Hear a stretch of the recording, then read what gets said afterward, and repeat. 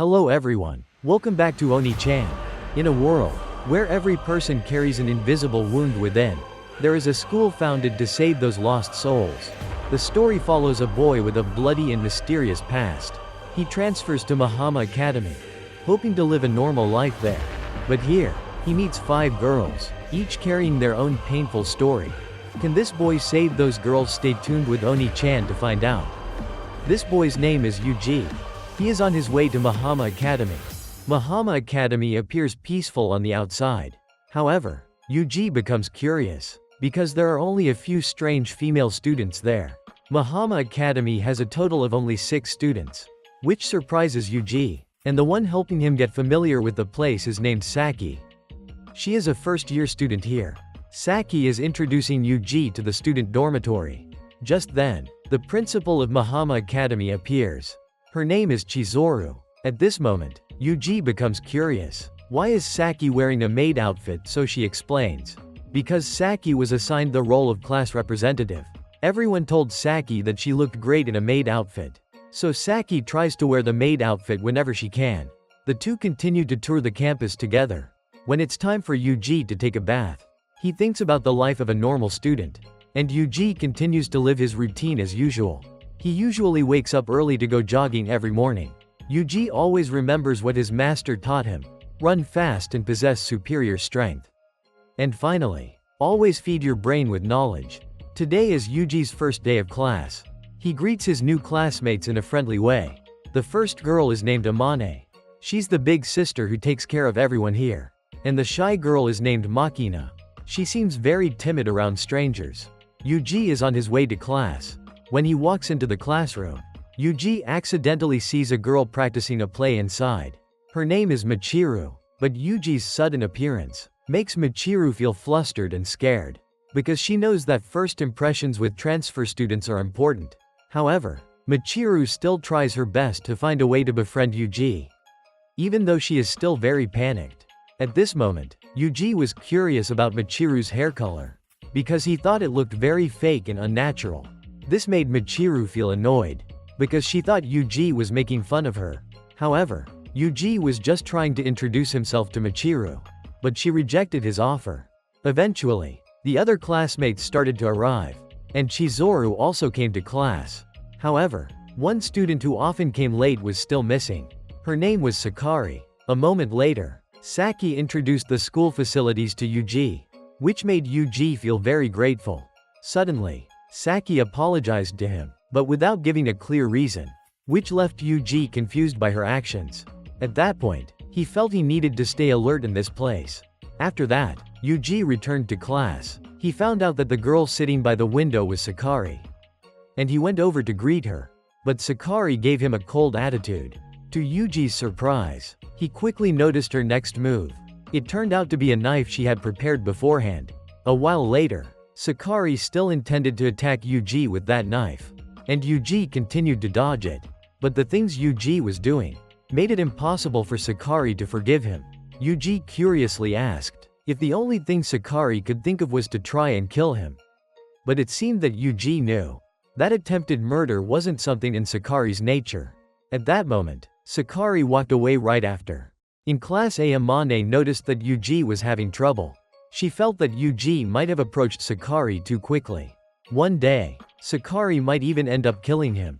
However, Yuji felt extremely irritated by Amane's words and actions at that moment.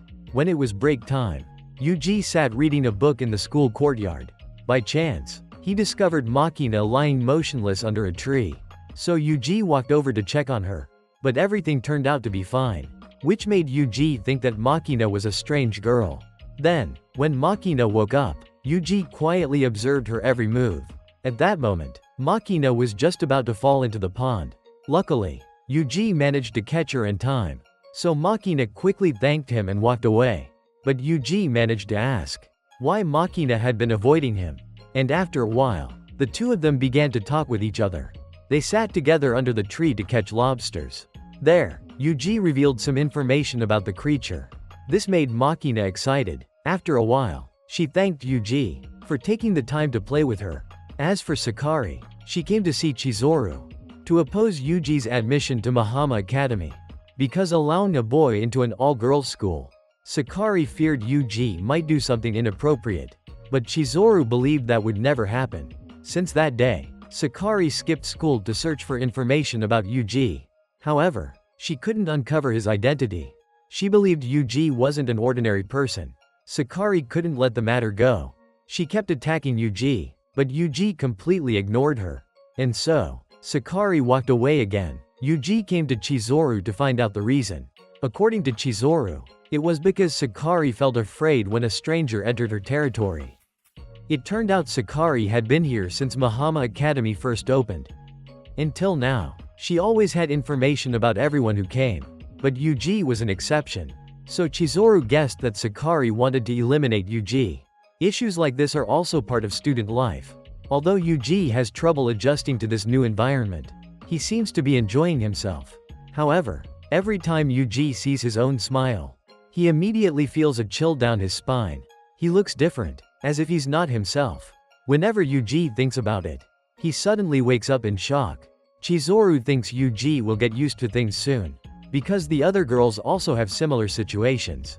Just as Yuji suspected, the others are also unique cases like him. Everyone who comes here has their own reason. There are some whose lives would be seriously affected if their reasons were ever made public. A while later, in the yard, Yuji and Makina happened to run into each other. The two talked a lot about themselves. Even Amane was surprised by how close they'd become. If only Sakari could be like that too. But Yuji didn't know what to do, because Sakari still didn't trust him. Suddenly, Amane noticed a stranger standing in front of the school. But Yuji said he didn't know her and quickly walked away. However, he told Amane and Makina to go ahead without him. He then went back to talk to the mysterious girl. Her name was Yuria. She came to see if Yuji could become a normal student at a normal school. But Yuji coldly sighed and didn't want Yuria to come here like this again. So Yuria understood and prepared to leave. At that moment, Yuji was surprised because Yuria had come all this way just to see him. That was all. Then Yuria quickly ran off. According to what Yuji said, Yuria was a woman who had nothing but gossip. But at the moment, Yuji didn't know how to explain things to Amane and the others. When Yuji entered the classroom, everyone was curious about the blonde woman. So Yuji quickly replied. Yuria was just his guarantor and his boss. However, Amane still had some important questions. She thought Yuria was Yuji's girlfriend. But Yuji immediately denied that ridiculous question. So Amane walked away. Suddenly, Yuji noticed that Michiru had overheard the conversation, which left her confused. In the afternoon after class, Sakari suddenly attacked Yuji from behind. But this time, Yuji couldn't hold back his strength. It left Sakari feeling confused. At that moment, Yuji told Sakari clearly that they weren't enemies. So he asked Sakari not to waste time on this. But she wanted to know Yuji's weakness. And Yuji immediately refused, because that was something he couldn't reveal. This time, Sakari was especially irritated when Yuji called her by name. But Yuji didn't know what else to call her, which led to a small argument between them. After some back and forth, they eventually found a way to resolve it. The next day, Yuji continued his morning run. But when he returned, he discovered that Amane was sneaking into his room. However, her reasons were absolutely ridiculous. Because she wanted to wake Yuji up with a surprise kiss. At that moment, Yuji walked into the room. Amane was embarrassed when she saw him. A while later, Makina was late for class. Because Amane had locked her in the bathroom. So they were both rushing to get to class. In class, Saki was preparing drinks for everyone at lunch. At that moment, Amane looked annoyed. Recently, Makina kept copying Yuji's gestures. But no one could blame her, because Makina was easily influenced by others. Suddenly, Sakari reminded them that today, Amane and Makina had to prepare for the afternoon class. However, Yuji was very annoyed by Amane's behavior. At that moment, Sakari revealed that Amane wasn't always like this, because she had suffered psychological trauma from a car accident. Later, when Amane's group returned, Saki still hadn't come back, which made everyone worried. Turns out Saki was at the train station buying drinks. This made Yuji even more convinced that none of the girls here were normal. At that point, Sakari emphasized that Yuji was one of them too. A while later, During break time, while Yuji was quietly reading a book alone, he noticed someone was out on the field. So Yuji curiously went to take a look. It turned out that a cat had followed Michiru all the way there. It seemed to like her. But Michiru thought she had to take the cat home, because they couldn't keep it in the dorm. This time, Michiru needed Yuji's help, so he tried everything he could to chase the cat away. In the end, the two of them succeeded. A while later, Yuji agreed to do something for Saki, although he still didn't know what it was about. It seemed that Yuji was sleep deprived, so he was having trouble concentrating. Suddenly, Saki needed to take Yuji's measurements to make a shark-shaped bag. At that moment, Yuji was extremely confused, because he had no idea what was going on. Turns out, Yuji had been responding unconsciously about a shark bag similar to Chizoru's. So Saki thought Yuji wanted one just like it. Surprisingly, Saki was really passionate about this. But once Yuji started thinking clearly, he realized he would be forced to wear it all day.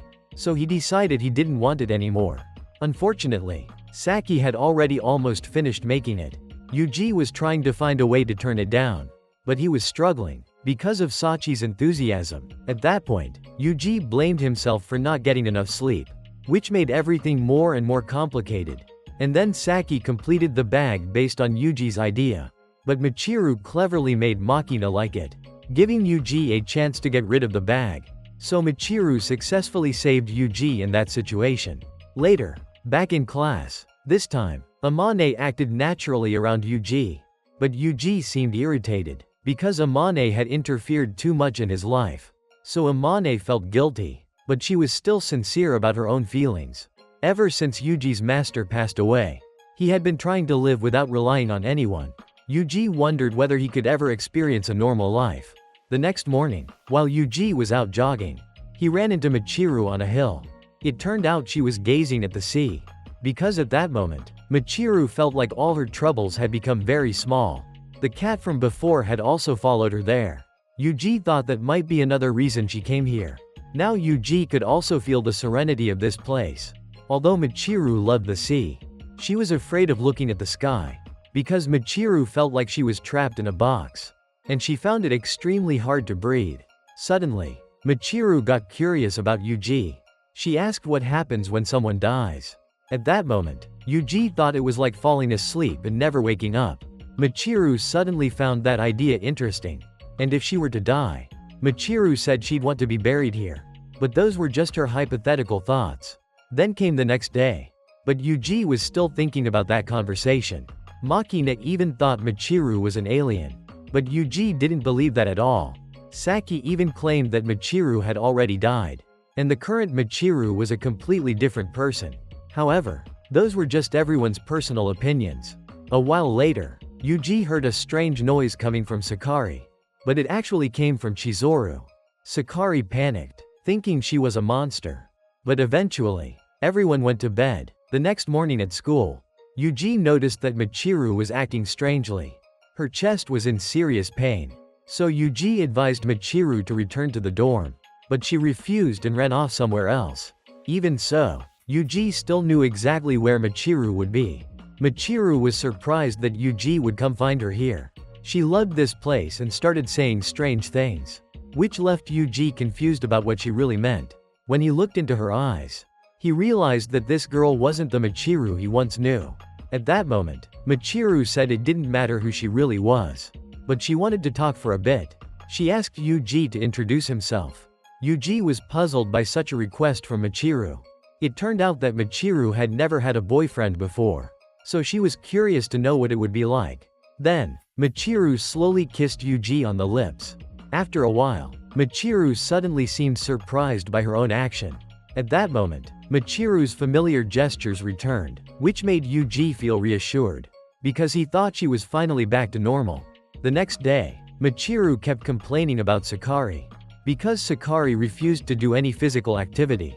But Sakari turned the suspicion back on Michiru, claiming that Michiru was the one who never exercised. Michiru proudly declared that she was a super athlete. However, Sakari had never seen her show any such skill. After observing carefully, Yuji was sure that the girl he had met on the hill was completely different from the Michiru he saw now. So Yuji didn't know what was truly going on. A while later, Michiru curiously asked what Yuji was thinking. But he didn't answer and walked away. So Michiru chased after him. It turned out she couldn't remember what had happened between them the day before. Because of that, Yuji slowly leaned in close to Chizoru's lips, which caused her to panic and run away. That afternoon, after school, Michiru ran to the hill to look for the cat. But she couldn't find it. As the sun was about to set, Yuji thought they should head back. However, Yuji told Michiru to go ahead first, because he had discovered that the cat had been hit by a car. This made Michiru extremely worried. The next morning, Yuji asked Chizoru how she was doing. Fortunately, she was okay. At that moment, Makina appeared. She wanted to play ball with Yuji. However, Yuji had arranged to meet Michiru on the rooftop to talk. He wanted to know where the real Michiru was. But Michiru revealed that the person Yuji was looking for would never appear again. She had fallen deep into the darkness. This confused Yuji. Then Michiru said it had been a decision made long ago. And she advised Yuji not to worry about it anymore. That afternoon, Saki came to Yuji's room to talk about Chizoru. On the day Michiru got sick, she had given Saki a mysterious box. And now, Saki had handed it to Yuji. However, the box seemed to be locked. Saki tried every possible way to open it. And that was what made Saki hesitate. So she handed the box over to Yuji to deal with. Yuji accepted the responsibility of taking care of it. Suddenly, he accidentally unlocked it, so Yuji decided to check what was inside. Even though it was already late at night, Yuji was determined to meet Chizoru. Unexpectedly, he discovered a diary inside. It was used to exchange messages between the two personalities within Chizoru. It turned out that inside her body, there were two identities. The previous personality of Michiru had chosen to give up on life. But the current one didn't know what to do. Suddenly, Yuji thought that the Michiru standing here now had the right to live a new life freely. This left Michiru unsure of what to do, because she believed this body didn't truly belong to her. At that moment, Yuji tried to find a way to help Michiru think about the life she had now. But Michiru said she wanted to die, because she didn't want to watch everyone around her disappear. This time, Yuji finally understood the reason behind it all. He followed Chizoru's wishes and buried Michiru in the place she loved the most. From that point on, Michiru could gradually feel the sensation of death. It turned out that ever since she was a child, Michiru always felt like she was a failure. Gradually, her spirit kept deteriorating, and then, Michiru decided to take her own life. Luckily, another person inside Michiru saved her. The two of them became friends. But her condition continued to get worse. Returning to the present, Michiru doesn't like this, and she is extremely afraid. Suddenly, the friend inside Michiru appears. She wonders why Michiru is so scared. Then she gets angry because Michiru has been wasting her current life. Because at some point, when Michiru had lost everything, she created a fake life with many different characters. Michiru's goal was to make everyone laugh, and to suppress her own emotions. However, Michiru cannot stay behind forever. At this moment, Michiru tries to break free from there. Just then, Yuji shows up to help her. Because Yuji knows that Michiru doesn't want to disappear either. He waited until Michiru could escape from that place. And then, Yuji walks away. Unexpectedly, Michiru hugs him from behind. On the way back, Yuji sincerely tells her the truth about Chizoru, which deeply moves her. The next day, Yuji took Michiru to a secret place. It was Chizoru's old house. A place she never thought she would return to. And since that day, the other Michiru has never appeared again. Anyway, everything has come to an end. In this world, moving forward is the future. As for Sakari, she had been isolated by others since she was a child, which made Sakari feel extremely lonely. But she had done some frightening things. While everyone else was having fun, Sakari went outside, so Yuji followed her. At that moment, Sakari noticed Yuji's suspicious behavior. It turned out that Yuria had asked him to protect Sakari wherever she went, because she was the only daughter of the president of a railway corporation. Sakari was currently in danger. When the two of them were close to each other, Yuji learned that Sakari didn't like interacting with people, so she just wanted to be alone. Suddenly, it started pouring rain, and a group of strange men appeared. Yuji quickly took care of them, and the two of them ran away together. At that moment, Sakari was surprised by Yuji's strength. She revealed, her father had wanted a son to inherit his fortune. But that woman gave birth to Sakari instead, and her body was too weak to have another child. So she endured criticism from her husband. Over time, Sakari's mother's health worsened, so her father admitted her to the hospital. Sakari's mother always felt lonely. Even Sakari felt the same way. That's why she couldn't make any friends. Later on, Sakari's father's second wife gave birth to a son. This shocked her mother and led her to commit suicide. After that death, Sakari was mocked by many of her classmates, and her father established a school to isolate Sakari from society. That school was Mahama Academy. But Sakari felt extremely uncomfortable staying there. Suddenly, Yuji thought that none of this had anything to do with him. So he walked away. When Sakari's father heard the news, he became furious and decided to expel Yuji. Otherwise, Sakari would have to study abroad immediately. A while later, Sakari stayed locked in her room constantly. This made everyone worried. At that moment, Sakari's father came to the school. His name was Michiaki. Right now, Yuji was standing directly in front of him. But Michiaki wanted Sakari to come out and face him. So she showed up. Unexpectedly, Sakari pointed a gun at Michiaki. It frightened everyone. The situation became extremely tense. Because Sakari didn't want to obey Michiaki's orders. But Michiaki begged her in every possible way to come back home. Sakari believed Michiaki had never truly understood her. So she chose the most foolish way to sever their father-daughter relationship. Sometime later, Michiaki visited Sakari's grave. Surprisingly, Yuji was also there. Yuji came to thank him for keeping Mahama Academy alive. But he didn't understand why Michiaki did it. It turned out Michiaki had found a letter in Sakari's room. Her only simple request was to preserve the school. Sakari's final moments stayed deeply engraved in Michiaki's heart, and he would spend the rest of his life understanding that meaning. Unexpectedly, Sakari was behind him. Having heard everything, it turned out everything was part of Yuji's plan. He had prepared everything to save Sakari. And from now on, Sakari's new life would begin. The next morning, Saki was diligently sweeping the yard. Lately, she noticed that Michiru had changed a lot. And Sakari too. The two of them looked so cheerful. Completely different from before. Saki thought the reason might be Yuji. Because ever since he appeared, everyone had started to change in a positive way.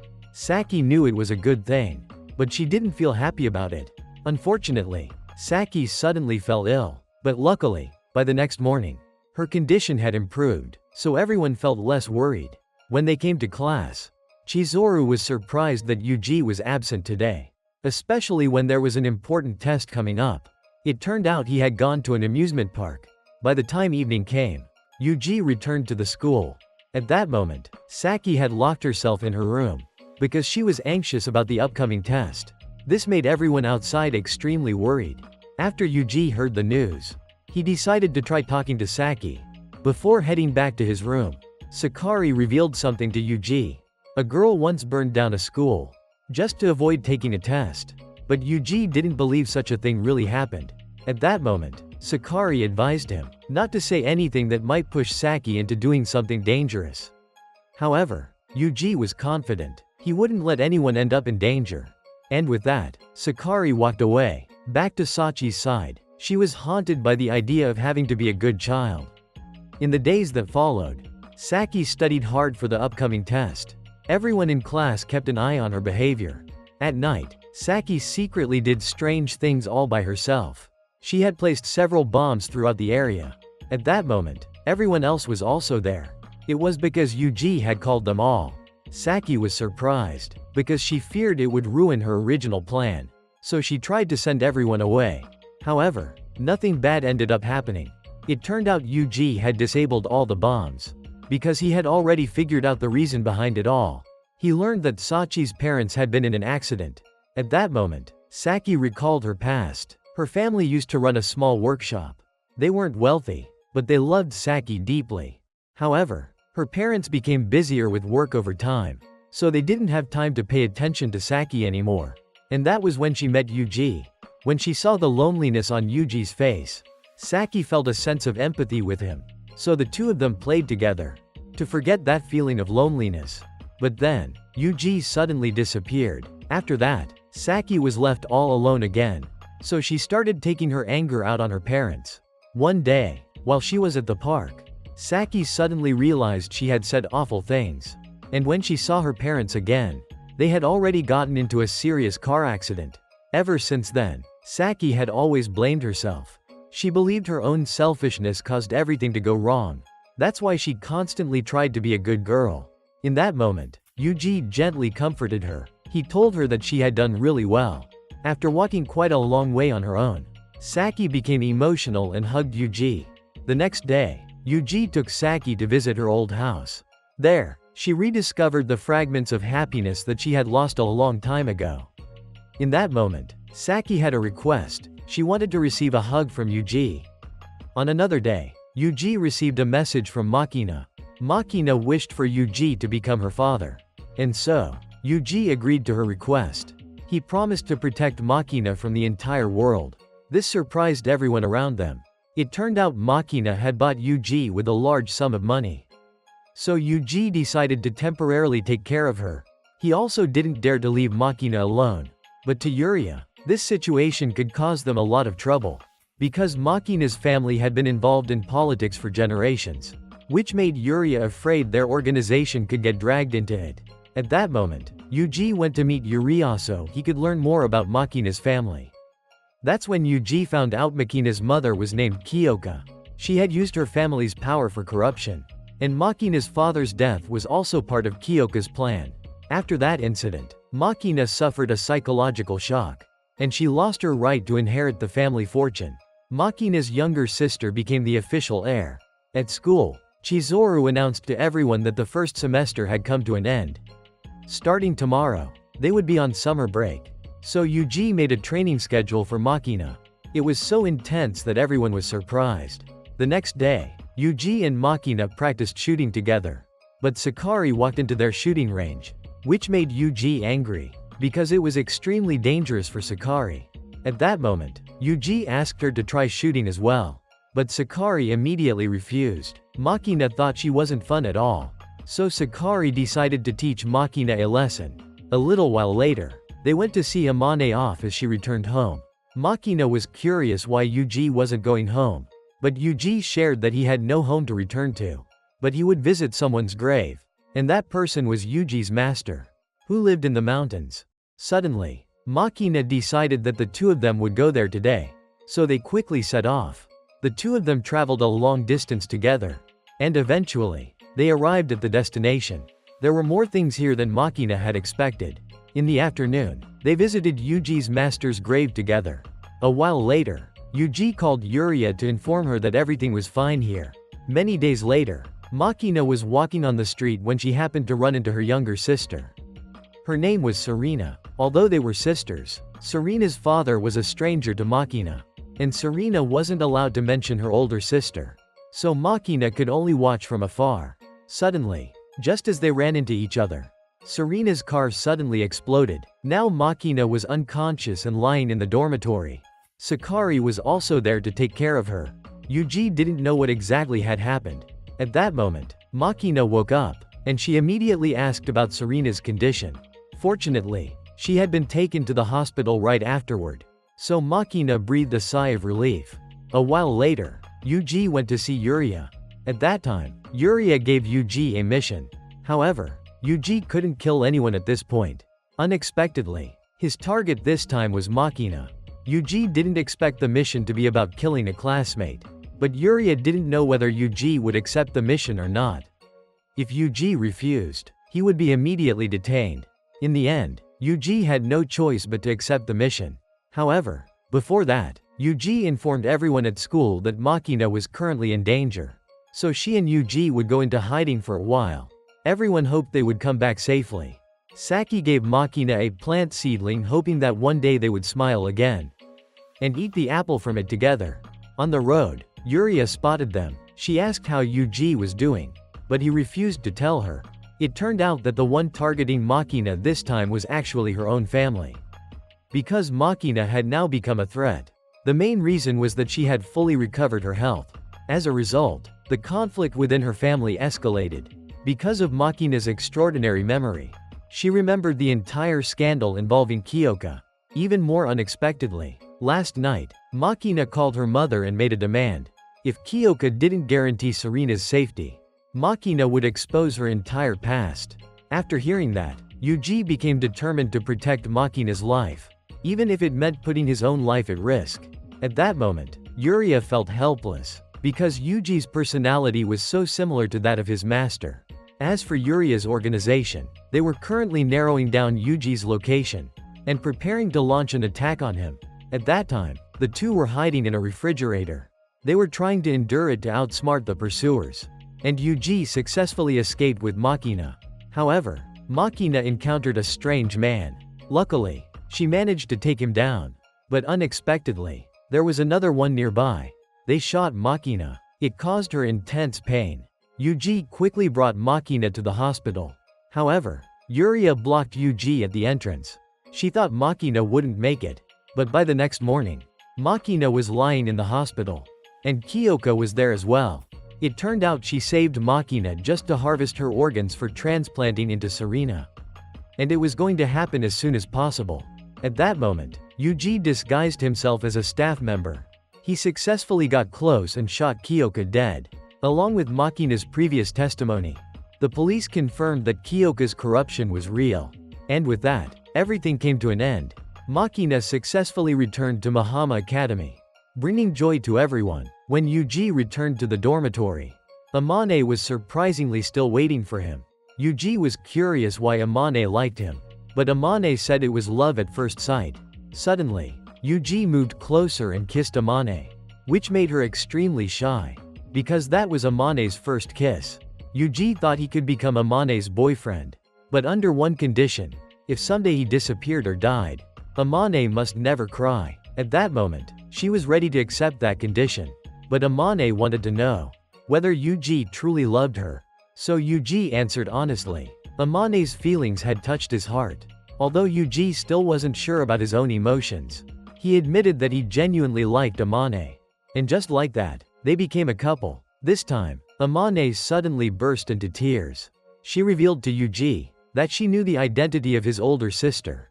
6 years ago, on the way back from training camp, a bus carrying 14 club members went missing, and the only survivor was Amane. Ever since Yuji transferred to Mahama Academy, Amane had recognized him, but she didn't know how to bring it up. And Amane gave Yuji a journal from that day. 6 years ago, on the way back, after everyone had finished the summer training, suddenly, the bus ran into trouble. When Amane woke up, she realized the person sitting next to her was Kazuki. She was Yuji's older sister. The two greeted each other, and at that moment, they successfully escaped from the bus, and they successfully rescued the remaining people. However, many were seriously injured after the accident, so Kazuki's group tried to perform first aid. At that moment, Kazuki took action, using the knowledge she had learned from books. But Kazuki's left arm was also injured. Amane knew it was her fault for falling on Kazuki. But Kazuki didn't want Amane to feel sad, because their current mission was to save lives. Eventually, their teacher regained consciousness. He himself didn't know what caused the accident, but Kazuki quickly identified the possible causes of the incident. At that point, everyone had no choice but to wait for help. But they might face serious difficulties, because the food supply might not be enough for everyone. By the evening, everyone quickly paired up to set up tents and rest through the night. At that time, Amane didn't know what would happen. But the days of living in hell had begun. The next morning, everyone tried to find a way to contact the outside. As for Amane, she was heading into the forest to look for Kazuki. It turned out Kazuki was foraging for food, because she wanted to save as much as possible. After all, Kazuki didn't know how long they would have to stay there. But Amane was worried that Kazuki had gone alone. At that moment, Kazuki was surprised, because someone actually cared about her. Back at the camp, someone told Amane about Kazuki's bad habits. So Amane's expression showed a bit of doubt. But Kazuki noticed it right away. She directly asked Amane, why did she choose to pair up with her? Amane sincerely replied, because she felt most drawn to Kazuki. This answer made Kazuki blush. Suddenly, they heard a strange noise. It was a helicopter flying overhead. So everyone tried to draw attention. hoping someone would come to rescue them. Unfortunately, the helicopter never came back. By the third day, 2 people had died, causing fear among everyone. This time, Amane learned that Kazuki had a younger brother. But Kazuki had always known that her little brother was constantly compared to her, and no one ever acknowledged his efforts. At this point, Amane was filled with worry and fear, because she didn't understand why everything had turned out like this. Amane truly just wanted to go home, so Kazuki quickly hugged her to comfort her. By the 6th day, Kazuki discovered that someone had stolen food, but she cleverly found a way to solve the issue. Kazuki even took care of those who were injured. She paid attention to everyone, even in the smallest details. And Amane had noticed all of that. By the 9th day since the accident, the teacher went to scout the area to find a way down the mountain. Hoping to save everyone, things gradually became more severe. And afterward, nothing changed. The teacher never came back to save them. Yet everyone still held on to a little hope of survival. But that hope slowly faded over time. Everyone did everything they could to stay alive. And surely, they would never forget this period of their lives. 2 weeks had passed. People began to experience serious health problems. It was beyond what they could endure. Hunger had gone completely out of control. Amane didn't know how she would survive. At that moment, Kazuki introduced her younger brother to Amane. His name was Yuji. If Kazuki managed to survive this accident, she said she would take Yuji to meet Amane. However, one by one, people began to pass away, leaving everyone overwhelmed and emotionally shattered. Amane broke down in tears, feeling helpless. By now, everyone had completely lost hope of survival. They no longer even felt sorrow. Some began doing things too horrific to believe. At that point, Kazuki made a plan with Amane. The 2 of them would head down the mountain together and return home. Because no one was coming to rescue them, Kazuki had been watching and realized the ones near them had become demons. So Kazuki and Amane tried to escape. Suddenly, their teacher discovered them, but fortunately, they managed to get away. However, it didn't take long before they encountered another demon. Clearly, these people could no longer return to the world of humans. At that moment, Amane began to struggle, so Kazuki gave her the last remaining food, along with a note showing the path down the mountain. Kazuki would take care of the rest. She warned Amane, never look back. And of course, in order to save Amane, Kazuki sacrificed her own life. The last time Amane looked into Kazuki's eyes, she didn't scream or show any fear. And Kazuki gave her one final smile, telling her not to worry. In the end, Amane was the sole survivor. When she returned alive from the accident, the press called Amane's survival a miracle. But many people started to question why. Why was Amane the only one who survived and escaped? Her trauma kept growing stronger. And back to the present, Yuji now knew. The reason Amane approached him was because of a debt. Because Amane believed it was her guilt, not exactly affection. However, when Amane lived with Yuji, she truly fell in love with him. She felt happy every time she thought of Yuji. At that moment, Yuji hugged Amane and comforted her. And he accepted Amane regardless of her past, hoping that one day, Amane would be able to forgive herself. And together, they decided to go to the site of the accident, hoping they could find whatever was left behind. When they arrived, Amane found a small box. She discovered a letter inside. They believed it might be from Kazuki. In the letter, she wrote that she wanted to reveal everything clearly. And she described the deaths of everyone in the clearest way possible. The cause came from many different factors. And Kazuki, as the one who saved Amane's life, had one request. If her little brother ever suffered, Kazuki hoped that Amane would help him. Because Yuji had always been timid since childhood. Though he wasn't very smart, he was extremely kind-hearted. But above all, he was Kazuki's most beloved little brother. A while later, Amane went to visit everyone's graves. She still felt a lingering fear deep inside. But Amane still expressed her gratitude to all of them. However, she received a phone call. The caller was the father of someone who had died in the accident. He was currently at Mahama Academy, causing everyone at school to be extremely worried. An hour earlier, a strange man had appeared at the school. This unknown man came looking for Amane. And then he pulled out a gun to threaten everyone. Amane was furious when the stranger attacked her friends. At that moment, Yuji and Amane rushed back to the school. and he asked Yuria for support. At Mahama Academy, Sakari was currently trying to create a distraction, but the man noticed someone hiding near the gate. People outside were discussing a strategy to rescue those inside. Yuji would try to use his skills to save everyone. Fortunately, Makina was clever. She understood Yuji's entire plan through coded signals. So Makina took immediate action. She tried to lure the man toward the location Yuji needed. Yuji was carefully observing the situation from the lighthouse. At that moment, Amane couldn't let everyone be in danger. So she decided to go inside and approach the man. It turned out that the man was furious.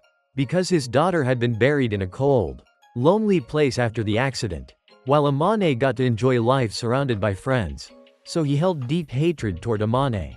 Everyone around was worried for Amane because of the man's violent behavior.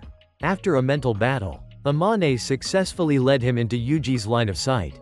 With the cooperation of the two, the man was subdued. Everyone was fortunately safe. Amane apologized to them for the incident, but everyone knew none of it was Amane's fault.